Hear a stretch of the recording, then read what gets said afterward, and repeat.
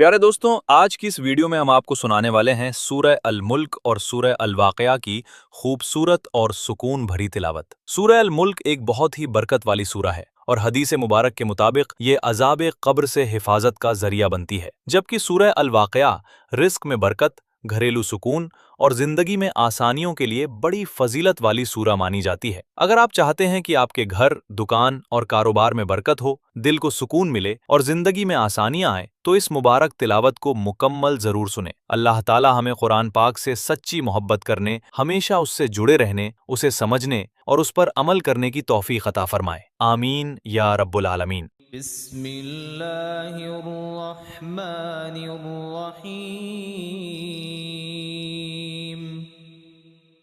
तबारकल्लज़ी बियदिहिल मुल्कु व हुवा अला कुल्लि शैइन क़दीर।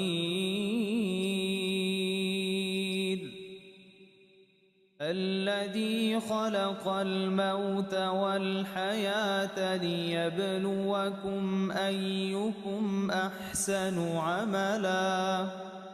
वहुवल अज़ीज़ुल गफ़ूर।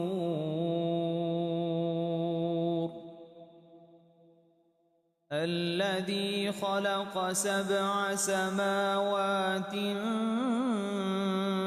तिबाक़ा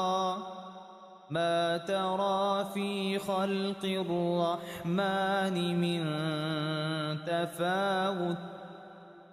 फ़र्जिइल बसर हल तरा मिन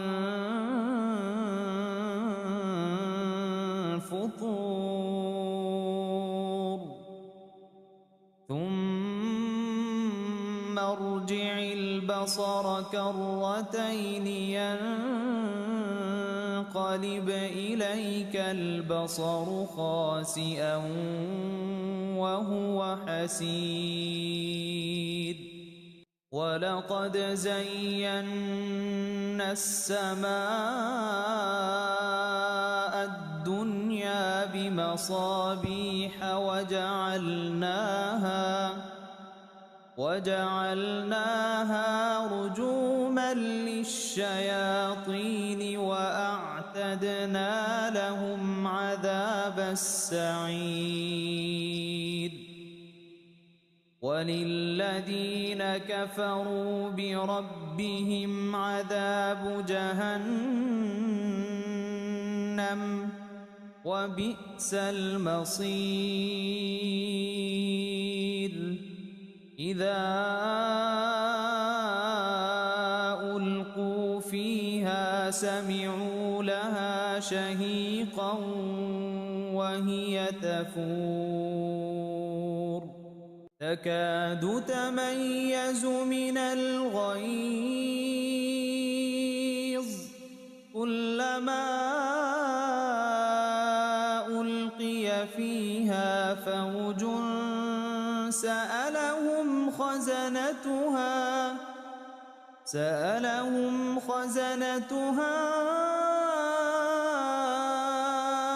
अलम यअतिकुम नज़ीर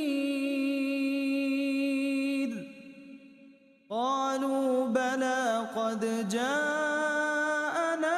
नज़ीरुन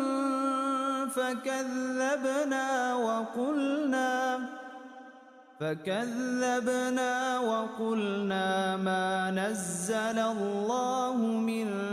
شيء إن أنتم إلا في ضلال كبير।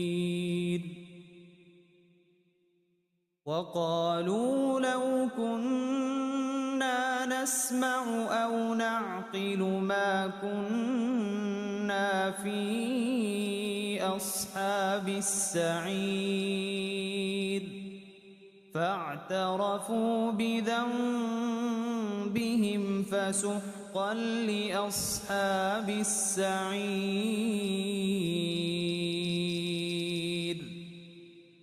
إن الذين يخشون ربهم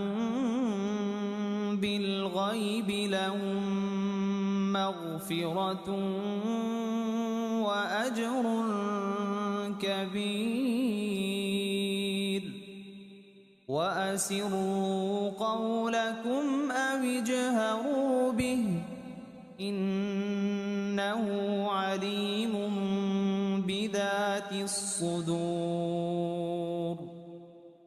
ألا يعلم من خلق وهو اللطيف الخبير هو الذي جعل لكم الأرض ذلولا فامشوا في مناكبها وكلوا من رزقه وإليه النشور أأمنتم من في السماء أن يخسف بكم الأرض فإذا هي تمور أم أمنتم من في السماء أن يرسل عليكم حاصبا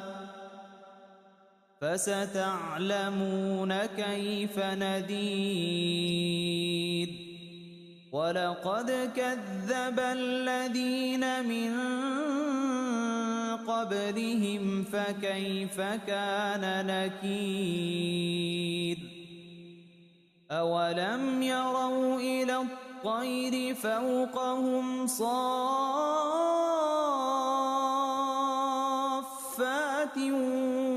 ويقبضن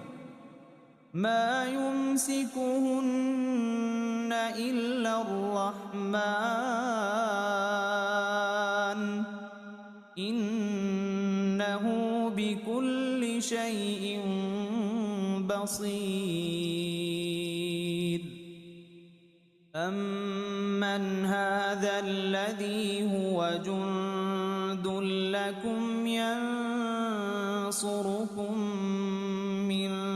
دون الرحمن إن الكافرون إلا في غرور أمن هذا الذي يرزقكم إن أمسك رزقه بل لجوا في عتو ونفور أفمن يمشي مكبا على وجهه أهدى أمن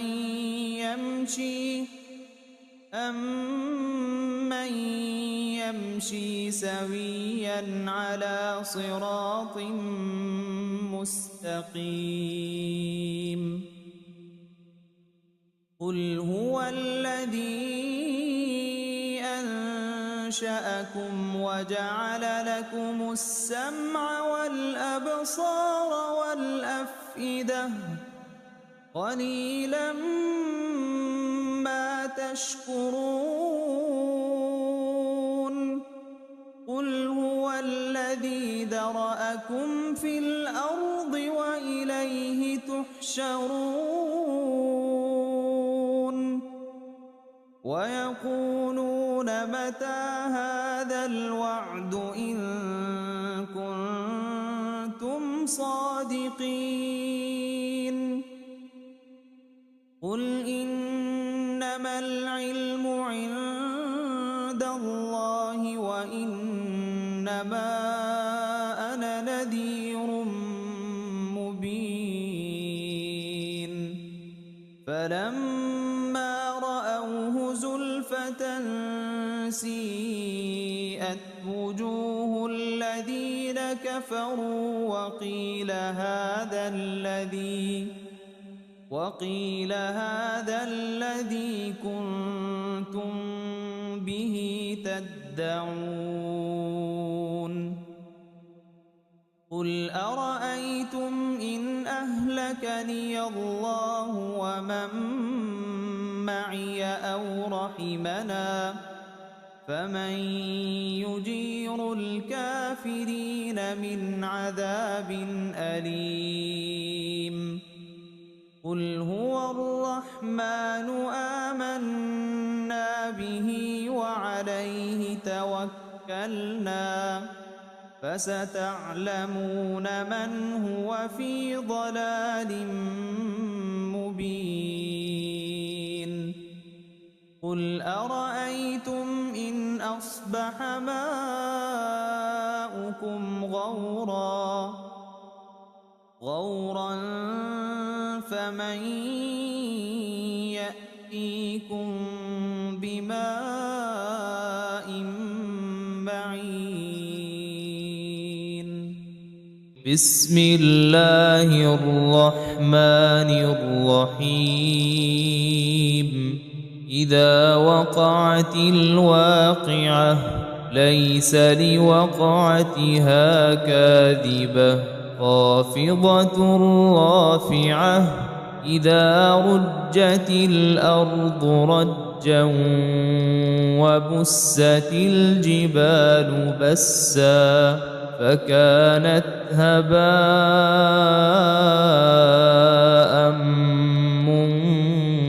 منبثا وكنتم أزواجا ثلاثة فأصحاب الميمنة ما أصحاب الميمنة وأصحاب المشأمة ما أصحاب المشأمة والسابقون السابقون أولئك المقربون في جنات النعيم ثلة من الأولين وقليل من الآخرين على سرر موضونة متكئين عليها متقابلين يطوف عليهم ولدان مخلدون بأكواب وأباريق وكأس من معين لا يصدعون عنها ولا ينزفون وفاكهة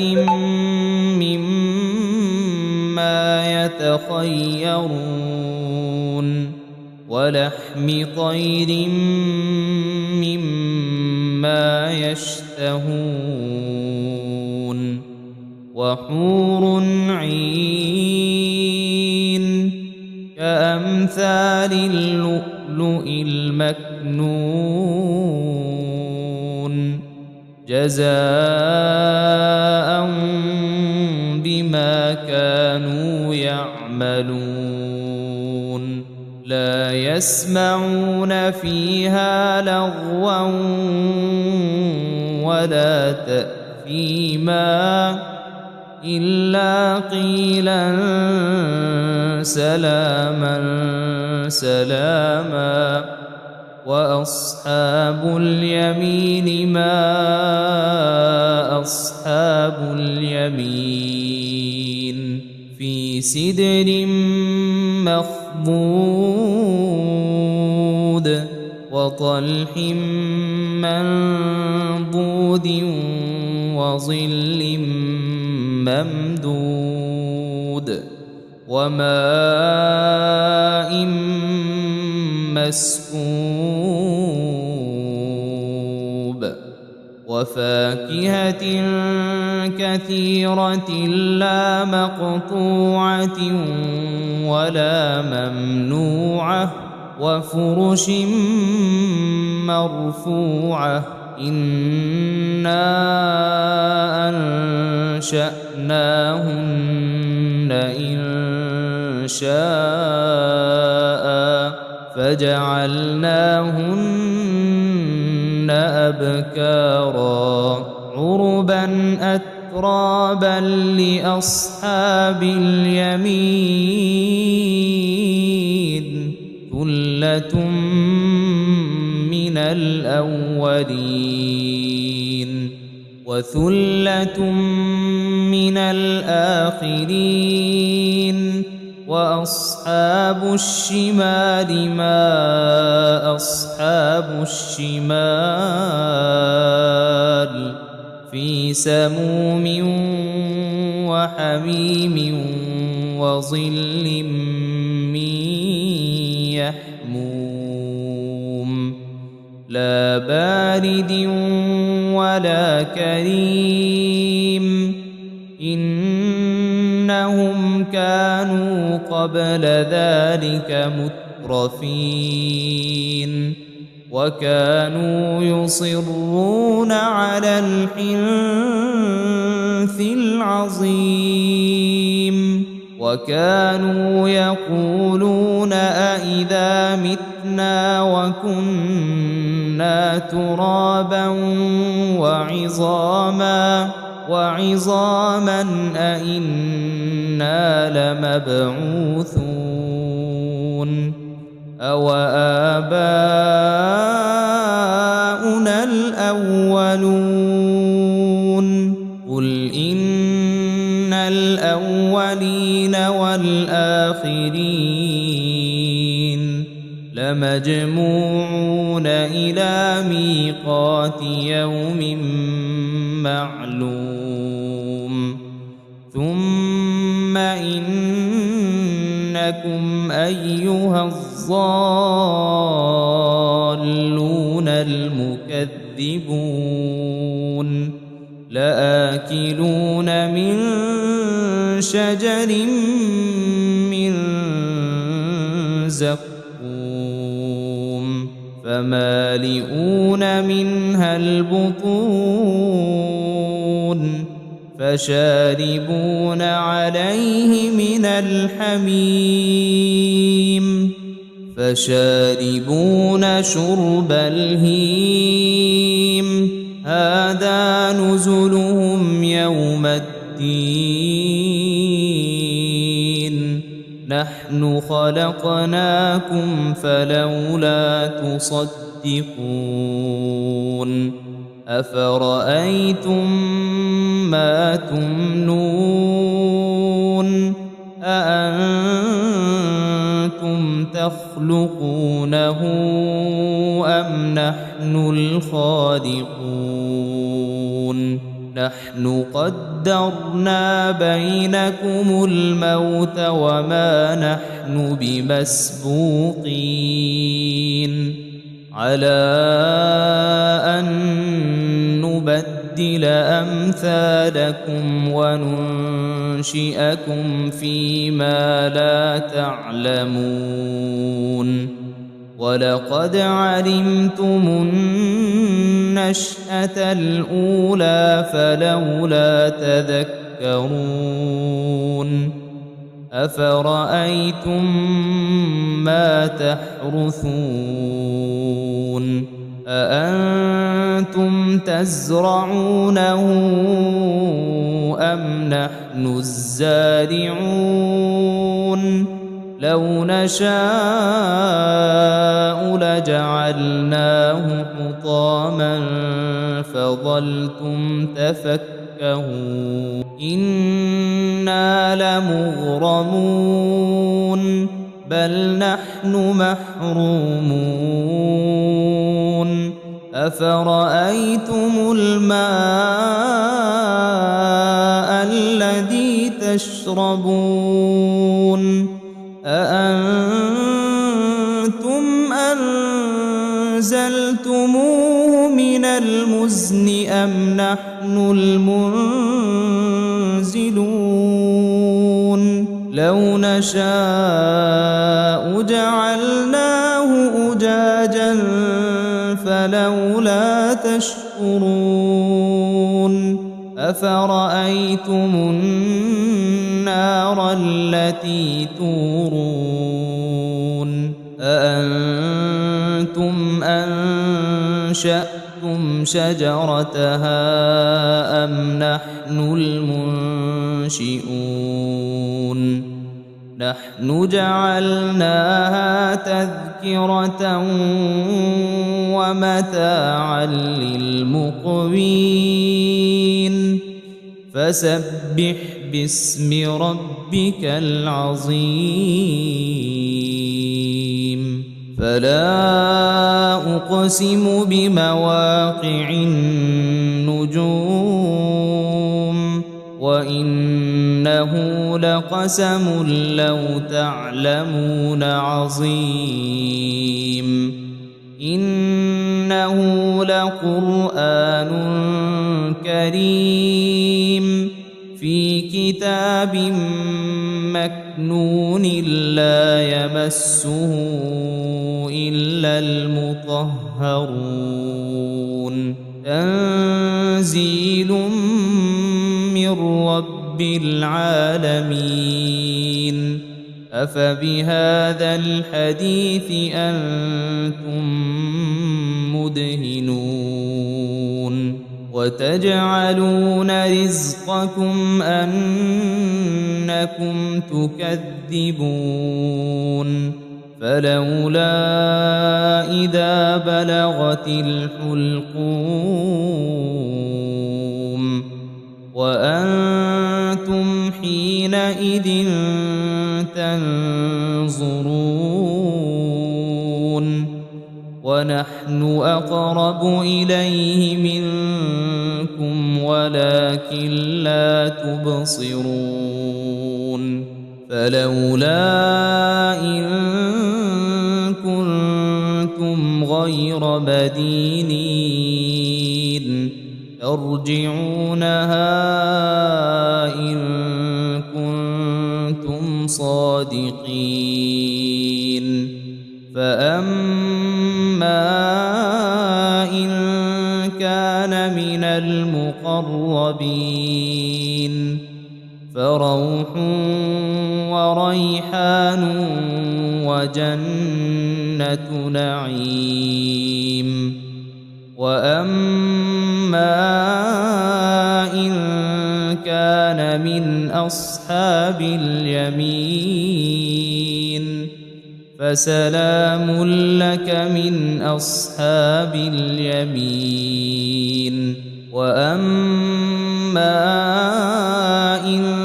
كان من المكذبين الضالين فنزل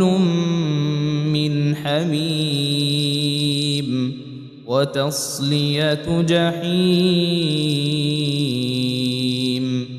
إن هذا لهو حق اليقين فسبح باسم ربك العظيم